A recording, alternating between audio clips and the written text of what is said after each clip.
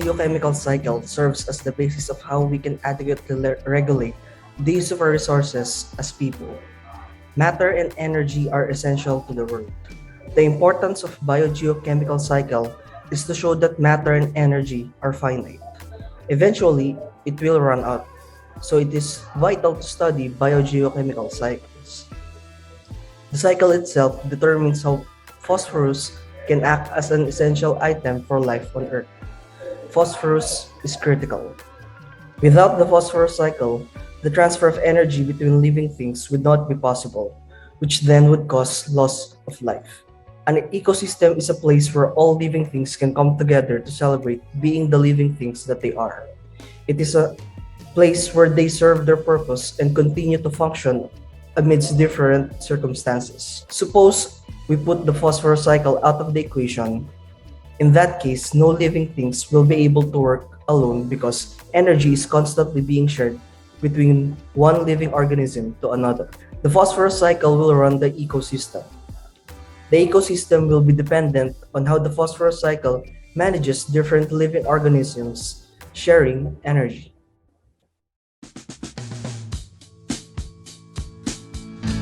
What is Phosphorus and Sedimentary Cycle?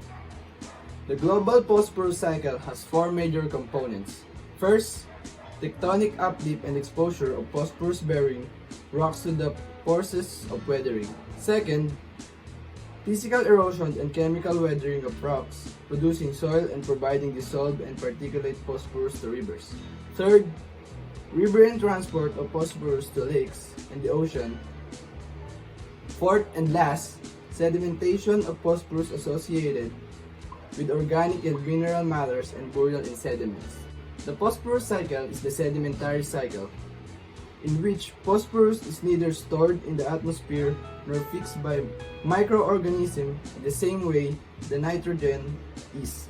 Plant roots absorb nearly all of the phosphorus that enters the biosphere from the soil. The very tiny pool of inorganic phosphorus available in organismal usage originates from weathering of rocks containing phosphate minerals, primarily apatite.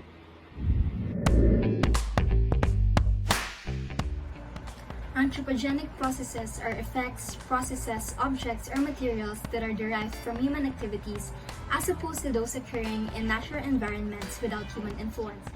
There are four primary factors of anthropogenic effects that can be seen directly and indirectly, mainly overexploitation of natural resources, habitat modification, conversion, and fragmentation, invasive species, and pollution. According to the Natural History Museum, the Earth's population has almost doubled since the 70s, with the consumption of natural resources increasing by 45% per capita. Research shows that humans are depleting natural ecosystems at 1.7 times faster than the Earth's regeneration rate, and that the rate is growing steadily. Habitat alteration is a change in land use or land cover that has an impact on local ecosystems that are commonly influenced by human activities. Habitat fragmentation is defined as the process during which a large expanse of habitat is transformed into a number of smaller patches of smaller total area isolated from each other by a matrix of habitats unlike the original. Invasive species are organisms that causes ecological or economic harm in a new environment where it is not native and is commonly caused by accidental or intentional human activities such as tourism or trade. Anthropogenic contamination is a form of pollution produced directly by human activities, such as the burning of fossil fuels, rather than by such processes as respiration and decay. Well, humans can impact the environment in several ways, as we all know. And now we'll be talking about how do humans contribute to the anthropogenic effects on the sedimentary and phosphorus cycles. Some human activities that impact the environment, especially the land, is the urbanization, industrial development, as well as the road infrastructure. Urbanization can impact the Earth system in a variety of ways.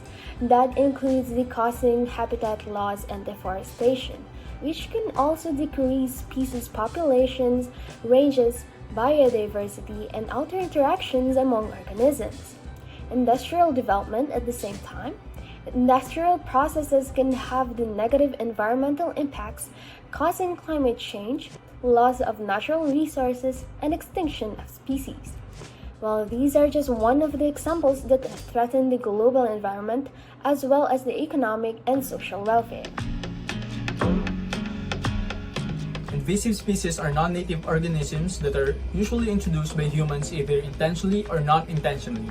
Take note that an organism can only be considered as invasive if it is harmful to its new environment. Example of an invasive species are the dry-cinid mussels, specifically the quagga mussels.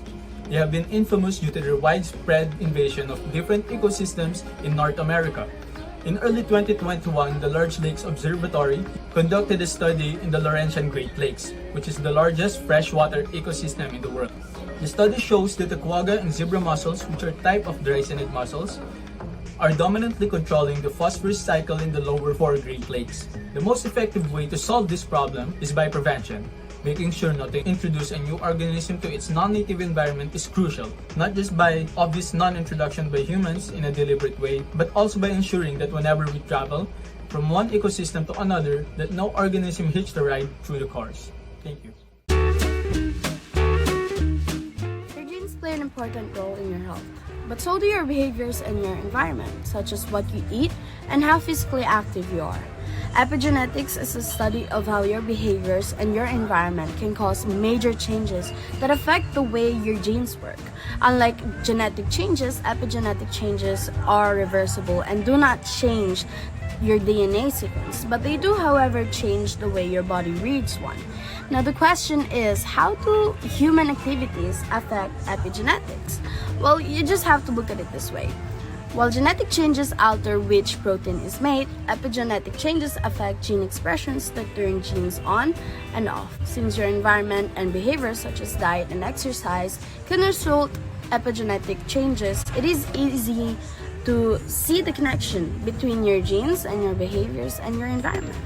But it is also important to note that epigenetic changes can cause major health issues to one individual, such as cancer. Certain mutations make you more likely to develop cancer. Likewise, some epigenetic changes increase your cancer risk. Different types of cancer that look alike can have different DNA methylation patterns. Epigenetics can be used to help determine which type of cancer a person has, or can help find hard to detect cancers earlier. So you don't have to be alarmed, because epigenetics alone cannot diagnose cancer, and cancers would need to be confirmed with further screening tests.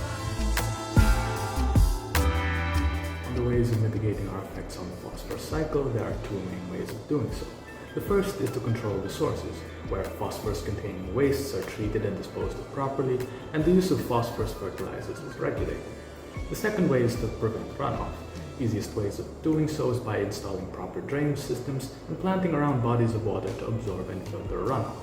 These are just some of the ways in which we can try to maintain the balance of nature while still benefiting from it. Mayhaps with enough effort, we can reach a point where our dreams of technological progress do not involve decimating our environment.